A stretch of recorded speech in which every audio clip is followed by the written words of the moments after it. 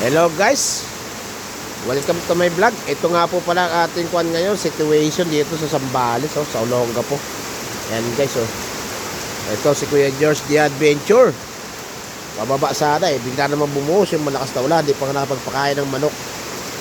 Yan guys, lakas na ulan yan. Ay naku po, may bagyo po yata.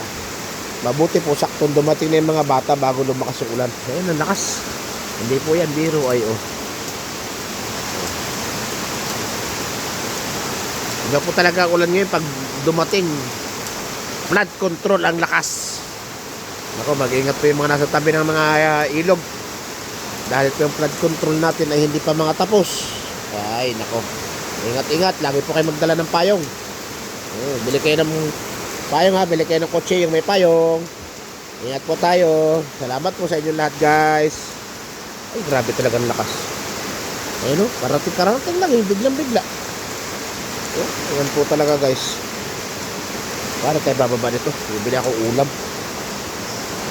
Ay nako, malakas na ang ulan. Ayun, lakas ang agos ng tubig dun Diyos ko po Rode. Okay guys, hanggang dito lang muna guys. Maraming po salamat.